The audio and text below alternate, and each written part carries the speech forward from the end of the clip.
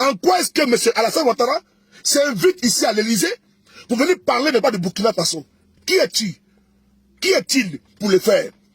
De quel droit M. Ouattara veut s'immiscer dans la politique intérieure du Burkina Faso? De quel droit? Il n'a pas le droit. Ils ont mis Ouattara en garde. Que s'il y a un avion qui vient ici au Burkina et que Ouattara est dedans, l'avion ne va pas atterrir. Le Burkina peut depuis maintenant 1 an disent à Ouattara de leur foutre la paix. Mais qu'est-ce que ce monsieur cherche au Burkina Faso? Tu dis que tu n'es pas burkinabé. Tu es parti en Côte d'Ivoire pour aller déranger la quiétude, la paix, la sérénité, l'unité, la concorde, le dialogue en Côte d'Ivoire. Mais reste en Côte d'Ivoire, ils t'ont fait cadeau aux Ivoiriens. Et même, il veut te faire un cadeau à la France. Parce que quand tu vas tomber là, c'est ici à venir ça en France pour te dire un jour. Et donc, on va essayer d'écouter ici ce qu'ils t'ont dit. Ben, tu n'écoutes pas, tu vas écouter ici. Écoutez bien. Nous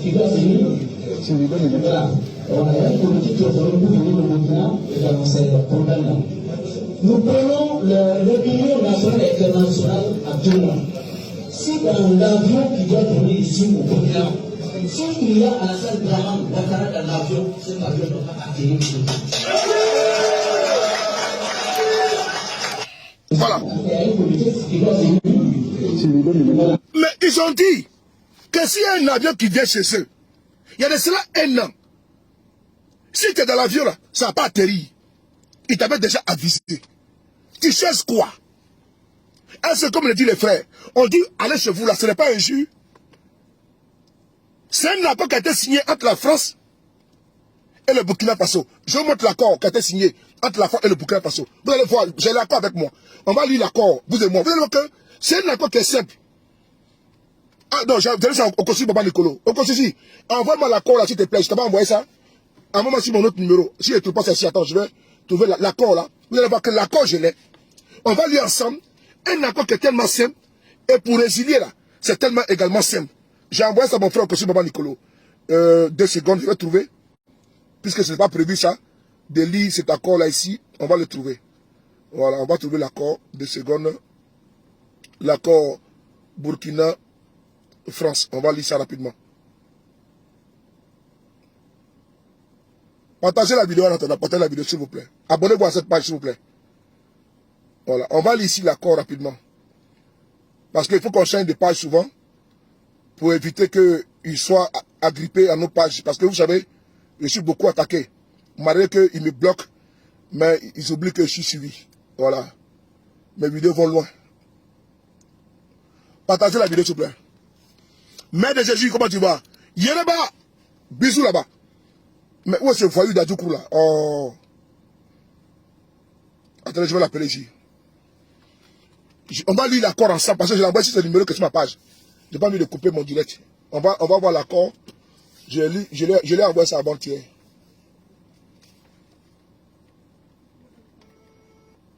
Oh, il ne décoche pas.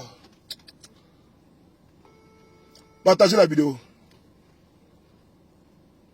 Il ne décoche pas. Attendez, je vais l'appeler normalement. Je vais l'appeler. Allô?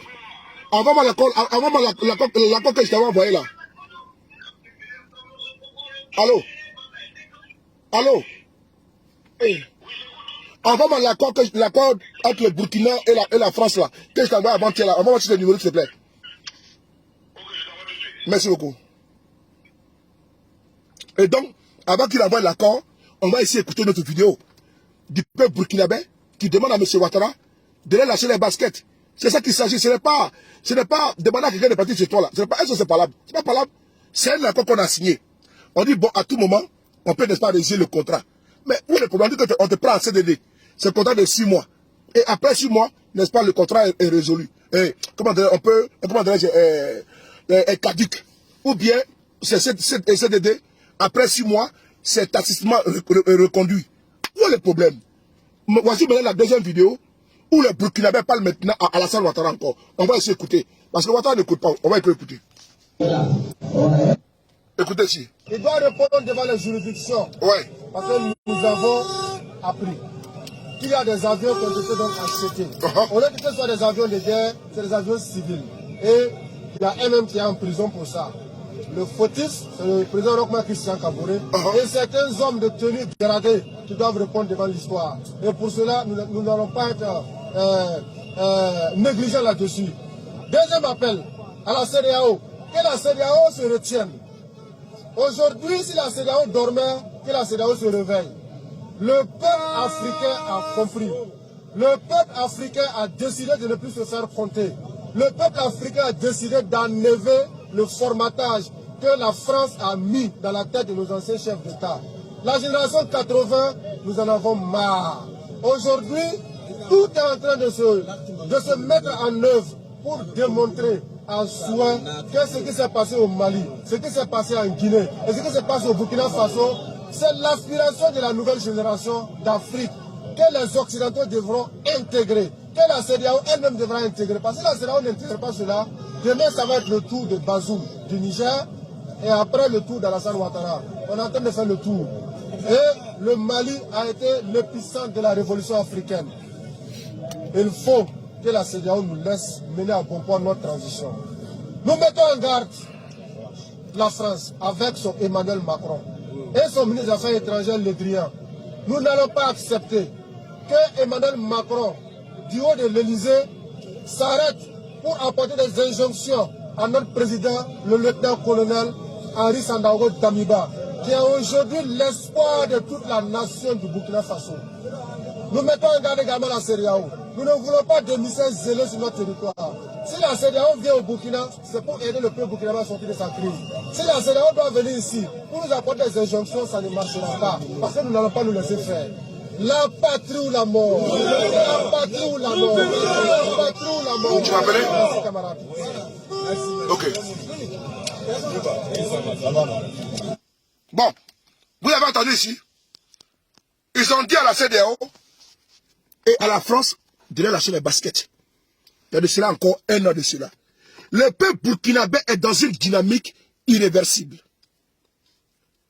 La jeunesse africaine francophone est dans une dynamique irréversible. Personne ne peut changer le cours de l'histoire qui est en train d'être écrit. Personne. Personne ne peut, c'est irréversible.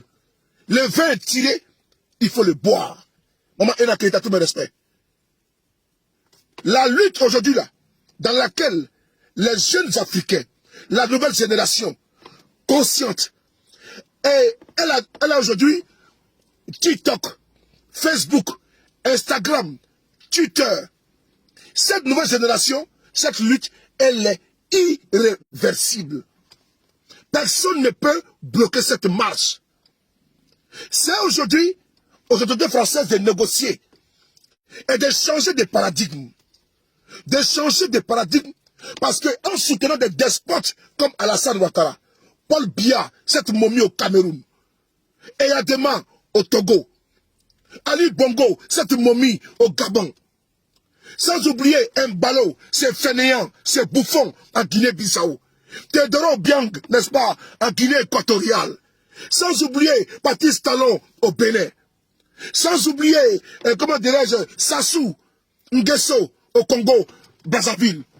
Dans l'instant, la génération montante, les jeunes crèvent la dalle dans la pauvreté, ils sont dans la pauvreté criarde. Ils prennent des bateaux de fortune pour venir ici en Europe, au risque de leur vie. Des milliers de jeunes africains ont été avalés par la Méditerranée. Ils sont ici dans une situation de clochardisation. Pendant ce temps, le continent africain est densément, vachement, sauvagement riche. Ils crèvent la dalle ici. Et les élites sont dans l'opulence. La gabégie, la corruption, le clientélisme, le népotisme. Oui, pendant ce temps, le peuple tire les tiens par la queue. Cette génération est dans une dynamique irréversible. Et personne ne peut pas arrêter cette vague qui n'est pas qui est montante. Personne. Il peut s'être convoqué le sous-préfet ici à l'Élysée, mais la marche, elle est engagée. Je suis militant de la République en marche ici en France de M. Macron. En marche. La République en marche. J'ai milité parce que j'ai dit non, le changement a été clenché. Parce que je veux que ça change ici en France à travers la politique ancienne n'est-ce pas, de la gauche, de la droite, des Mitterrandiens, des Foucardiers, des Giscardiers, ici en France, parce qu'on voulait changer. On a misé sur le renouveau, sur la jeunesse qui est Macron, mais elle a été une déception. J'ai voté pour lui. Il ne peut aujourd'hui aller dans mon pays, la Côte d'Ivoire, aller soutenir un grabataire, aller soutenir un despote, un tyran, Alassane Ouattara. C'est ça qui révolte le peuple africain. C'est ça qui révolte la jeunesse africaine. Que ici, il crie démocratie. Il crie quoi? Liberté. Mais chez nous, on est enchaîné, on est bâillonné. Journalistes assassinés, comme au Cameroun, avec mon frère, Martinez Sobo, qui a été enlevé au Cameroun. Ses ongles ont été arrachés. Ses doigts ont été sectionnés. Oui. Il a été sodomisé. Ils ont mis un bâton de plus de 50 cm dans son derrière. Un journaliste critique parce qu'il dénonce le vol au Cameroun. Martinez Zobo a subi le supplice, le martyre d'un régime agonissant, un régime de braqueurs, liberticides, de vauriens d'un Paul Biya au Cameroun. Ils ont assassiné Martinez Zobo. Ils l'ont torturé. Ils l'ont mutilé. Martinez Zobo. Oui. Et pour finir, ils lui ont versé de l'acide sur son corps. Ils ont versé de l'acide sur le corps de Martinez Zobo au Cameroun. Et pour connaître le tout, ils ont coupé la langue de Martinez Zobo. Oui, voici le prix de notre combat. Quand nous nous battons pour l'Afrique, quand Martinez Zobo se bat pour le Cameroun libre, face aux voleurs, aux prédateurs, au Cameroun. C'est ça qu'il s'agit. Voici comment il était lâchement tué, assassiné. Aujourd'hui, ces enfants sont orphelins. Et tu vois les lâches africains qui disent ils devaient se taire. Parce qu'ils n'aiment pas qu'on parle. Ils veulent que la gabegie continue, la corruption continue. Ils veulent des régimes prédateurs à la tête de notre pays. Nous disons non. Voilà pourquoi nous soutenons ici Mordicus, notre jeune frère, le capitaine Ibrahim Traoré et le colonel Assimi Goïta au Mali. Au nom, n'est-ce pas, de la renaissance, du renouveau, de la dignité africaine retrouvée, au nom de l'indépendance vraie, au nom de la souveraineté, au nom de l'africanité, du panafricanisme. L'Africain d'abord, on doit les soutenir et combattre Alassane Ouattara partout où il se trouve. À bas Alassane Ouattara, à bas Sassou Nguesso, à bas Paul Biya. Il faut les combattre jusqu'à notre dernière énergie. Personne ne viendra faire notre combat à notre place.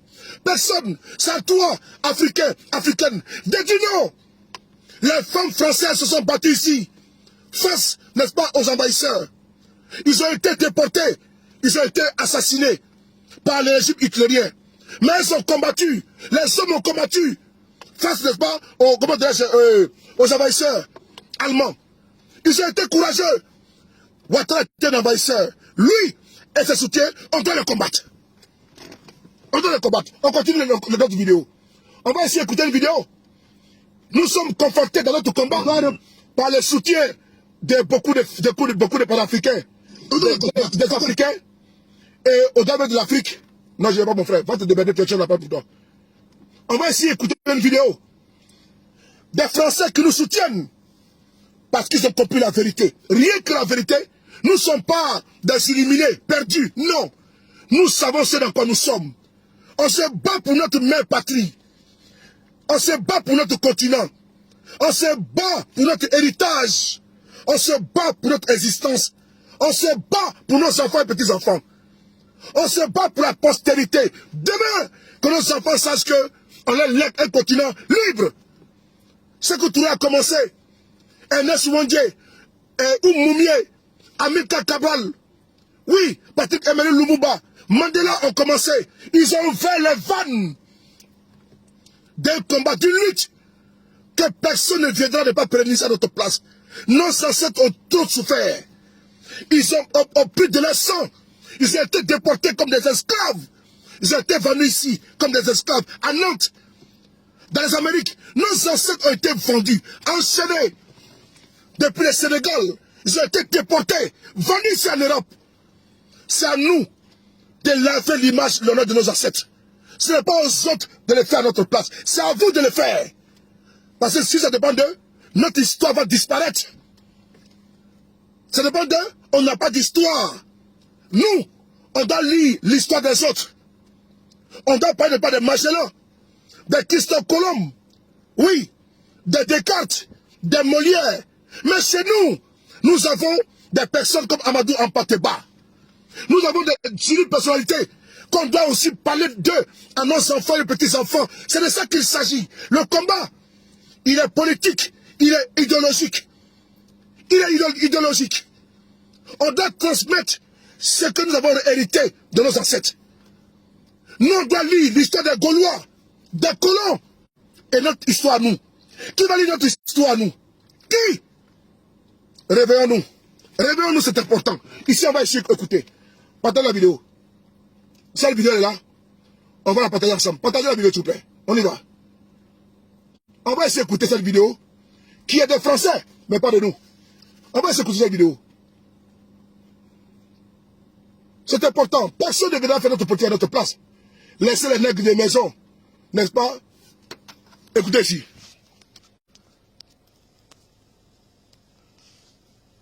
Écoutez. Francophone. Bien sûr. Que ça, c'est un point sur lequel il faudrait qu'on revienne aussi, parce que on est en train de perdre pied partout. Écoutez. Derrière ce retrait actuel du Sahel, nous perdons notre image dans toute l'Afrique francophone. Bien sûr. Mais ça, c'est un point sur lequel il faudrait qu'on revienne aussi, parce que on est en train de perdre pied partout. Alors, on perd pied aussi parce que nous ne sommes pas tout à fait clairs sur la manière de soutenir des régimes ou des responsables politiques qui ne sont pas totalement dans la probité démocratique que nous prônons par ailleurs. Prenons l'exemple de la Côte d'Ivoire. Le président Alassane Dramane Ouattara est un allié fidèle de la France. Oui. Ceci dit, pour la population ivoirienne, en tout cas une partie... C'est pas un modèle démocratique parfait. En tout cas, c'est quelqu'un qui a torturé un petit peu sa constitution en exigeant de faire un mandat de plus. De la même manière que nous soutenons activement le président Macky Sall, puisque nous y avons 350 militaires qui y sont encore stationnés, je ne suis pas certain que nos admonestations visant à ce qu'il évite un troisième mandat soient entendues. Et donc l'idée selon laquelle on associe le soutien à des responsables politiques peu vertueux, en tout cas peu respectueux des normes internationales dont nous érigeons en maître par ailleurs, me semble un phénomène qui va aggraver notre délitement et la grande porosité des attaques contre nous. Voilà. Voici des Français qui parlent ici à visage découvert.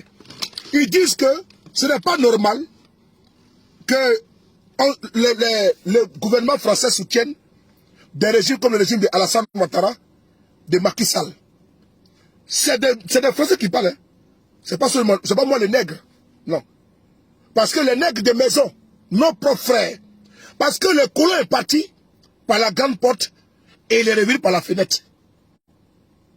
Les colons enchaînent des visages et des peaux. Parce que c'est quand même très grave. Parce que les colons est resté maintenant à l'intérieur.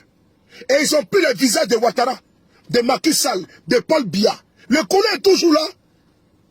Voilà pourquoi on convoque Ouattara ici, on lui donne des feuilles de route. Mais nous on dit à bas Alassane Ouattara. Parce que les Ivoiriens n'ont pas voté à Alassane Ouattara. Il a été voté à moins de 8%. Moins de 8%. Un troisième mandat. Il est resté à l'Élysée. C'est ça que nous décrions. C'est les 2 poids 2 mesures de Macron comme ça que nous décrions. Et on va le lui dire. On va le lui dire. Parce qu'il a trahi notre confiance en France. Nous, quand on votait pour lui, il a trahi notre confiance. On a cru que sa promesse de changer de paradigme allait être effective, mais ce n'est pas le cas. Il soutient des despotes comme Ouattara. Non. Nous rejetons ça en bloc. Alors, M. Ouattara, les gens, les Africains, du Cameroun au Togo, du Bénin au Gabon, partout, la jeunesse africaine veut te dire, tu es le dernier rempart de la France-Afrique. Mais tu ne peux pas arrêter tout un peuple. Tu ne peux pas. Mais tu tomberas comme un fruit pourri. Tu tomberas comme un fruit pourri, monsieur. Et tu as venu passer des vieux jours ici en France. Ici à Mougé, dans la tristesse. Mais tu es vomi, tu es honni par l'ensemble des Africains. Mais tu es un pantin de la France-Afrique. Et tu fais honte à l'Afrique. On continue cette vidéo. On va essayer d'écouter ici un message à Ouattara. Mettre fin au franc CFA et l'abolir. Voici encore un autre encore. On appelle Tanguy. Tanguy qui combat sur le noir. Il parle d'immigration. On va l'écouter lui aussi également. Ça veut dire que de la gauche à la droite, de l'extrême gauche, l'extrême droite, tout le monde est unanime ici en France que la potée française en Afrique, elle n'est pas bonne. Même le franc CFA, l'argent que nous mangeons vient d'ici. Ce n'est pas normal.